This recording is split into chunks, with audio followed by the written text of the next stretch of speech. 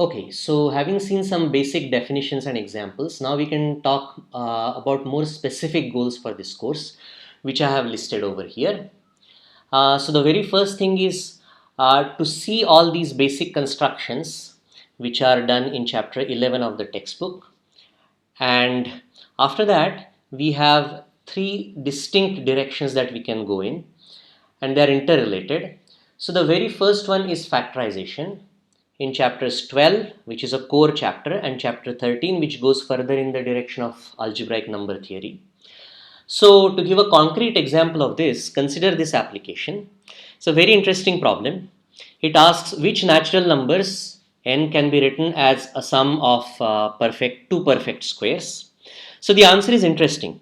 It says that you can do this for n if and only if in the prime factorization of n, if you look at all the primes that occur and look at their powers, look only at the primes that are 3 mod 4, and none of those primes should occur with an odd power.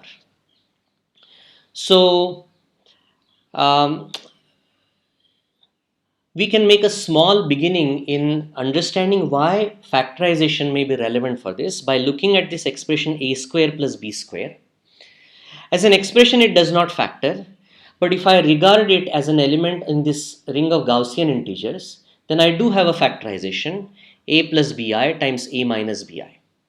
So this is a neat idea that even though the problem that I want to solve is really about this ring Z, it still is useful to consider the problem, consider the ring of Gaussian integers. So what you can do is try to see how far you can make this idea go. All right. Our second main topic is to develop basics of field theory, which is in chapter 15 of the textbook. And here is a famous example of a very nice technique, which is that sometimes we want to solve a problem, but in order to make progress, it is useful to turn the problem on its head. So the problem here is that, normally speaking, when I'm given a polynomial, one thing I'd like to do is to find its roots. So here instead what I do is, given a polynomial, I create a world in which this polynomial has its roots by its construction. Okay, so this is a very powerful idea which forms a basis of going further and studying Galois theory. But I'd like to give a more concrete goal to you now, which is that we can construct finite fields using ring theory techniques. And just to try your hand at this, try to define a field structure on a 4-element set. So of course we know that every ring must have a 0 and a 1 and they must be distinct. So name these elements at 0, 1, a and b, and then see if you can construct an addition table and a multiplication table. Okay, so after that, the third concrete goal that we have is to develop some linear algebra over a ring, and this is in chapter 14. So by way of applications, I want to remind you of a result that you have already seen in group theory. Namely, every finite abelian group can be written as a direct sum, maybe you called it direct product then, a direct sum of cyclic groups. So maybe this was proved, maybe it was not. But what I'd like you to try is that this decomposition, to what extent does it have uniqueness properties? So the decomposition itself is not unique, as you should know, but it does have some uniqueness properties. And based on what you did in homework 0, you should be able to say something about this uniqueness. Okay.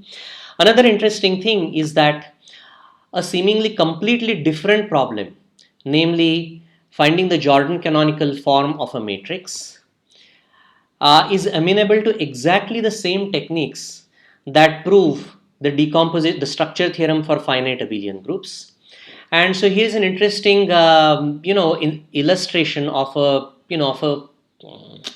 thing that you see often, that having the right conceptual development allows you to unify things that are seemingly quite distinct from each other. Okay, so hopefully we will have enough time to say something about this story. Finally, I want to mention a goal number 4, and this is not in any way a central thing, but it's a useful goal to keep in mind. just to test whatever ideas that we are developing in the course. So try to see to what extent you can classify finite rings. This problem is not easy. You can see that classifying finite fields is a special case of this problem. But one virtue of this problem, and the reason why I'm asking you to keep this problem in mind, is that every time we develop some new tool like basic constructions and tools, see to what extent these tools can be brought to bear on that problem. So by the end of this course, you should certainly be able to classify rings of many different cardinalities and certainly all the small numbers. So it's a useful problem to keep in mind. Okay, so after that overview and some big motivating examples, let's get down to specifics and lay some groundwork. Right? So this is all going to be very basic and essential. So in the beginning, let us try to prove some small properties. Okay, so this is going to be fun and games based on just the ring axioms, and in the beginning, the rings need not even be commutative. So the first observation is that the multiplicative identity is unique. If I have two such identities, putatively two different such identities, it is 1 and 1 prime, then because 1 is an identity on the right, 1 prime times 1 is equal to 1 prime.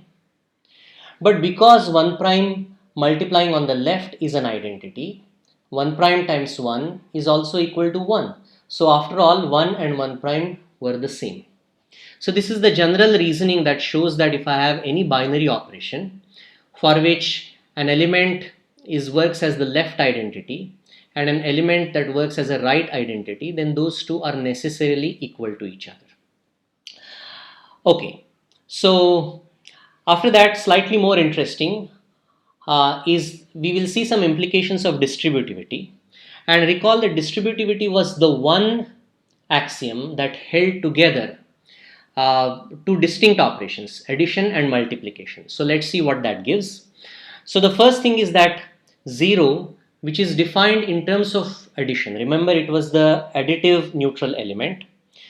It works as usual with multiplication. Namely, if I multiply anything with 0 in either order, that still gives me 0. And the key to seeing this is to consider the expression 0 plus 0 times 0 plus 0 times an arbitrary element r.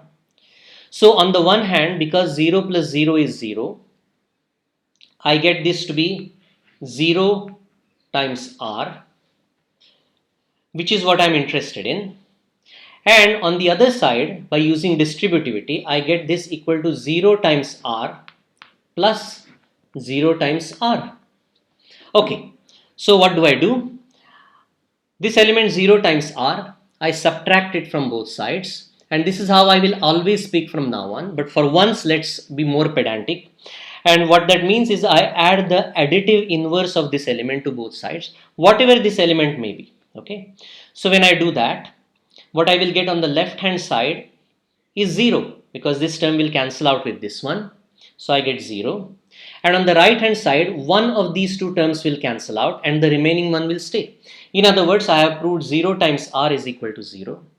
And of course, for the other equality, I simply play the game on the other side and use the other distributivity. Okay, so very good. Before we proceed, this allows us to address one sort of funny thing that we put in the definition of a ring, where we require that 0 and 1 cannot be equal to each other. Well, what if we allow them to be equal to each other? So stop right now and try to show that this will force all elements of the ring to be equal to each other, and namely the 0 element. Okay, so please do it right now.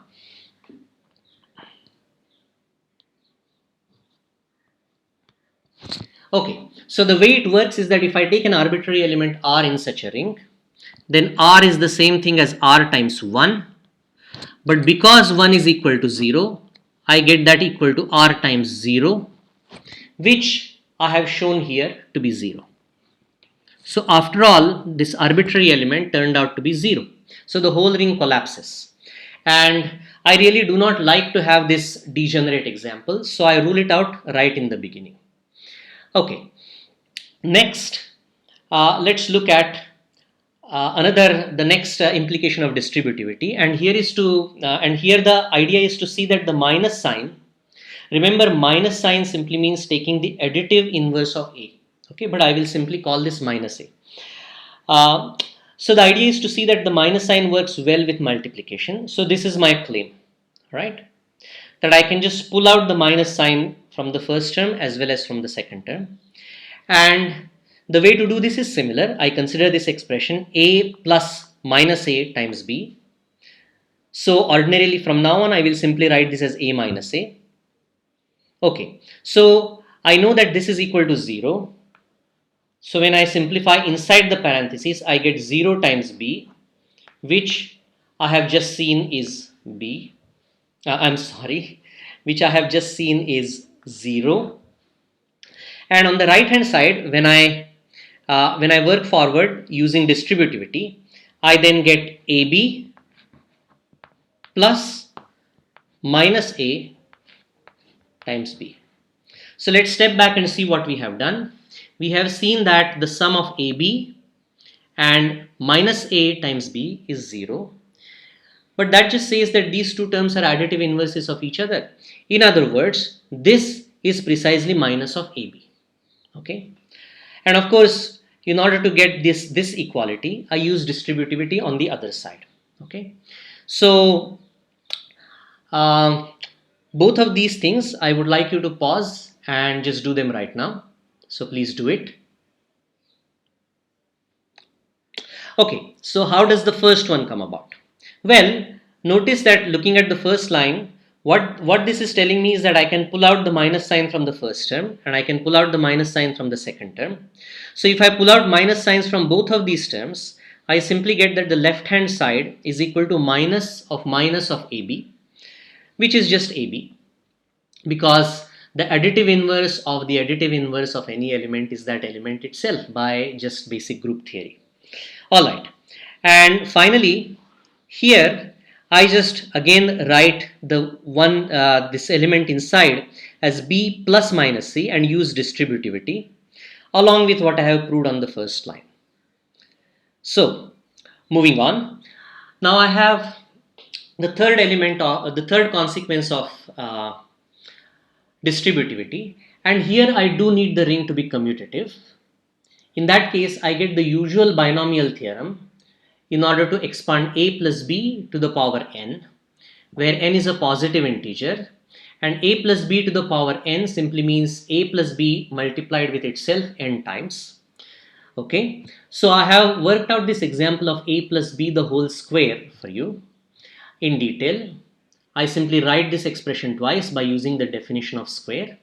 Then I open the first parenthesis using distributivity, and then I open the parenthesis in either one of these terms to get over here. Okay. So far I have really not used commutativity at all. So this is true for an arbitrary ring. But now if I use commutativity, then AB and BA are equal. So therefore this term I now write as 2AB, and I get the familiar expression for a plus b the whole square. So notice that 2ab is defined to be ab plus ab. So in general I say 2r, I define it to be r plus r. So likewise 3r is defined to be r plus r, and minus 3r would be defined to be the additive inverse of 3r. So this way I can make a definition where I can multiply an element of any ring by an integer. And this is really not so strange because you have seen this for vector spaces. In general, I cannot multiply vectors with each other in just a plain vector space, but I can very well multiply a vector with a scalar. And so this is exactly what is going on over here.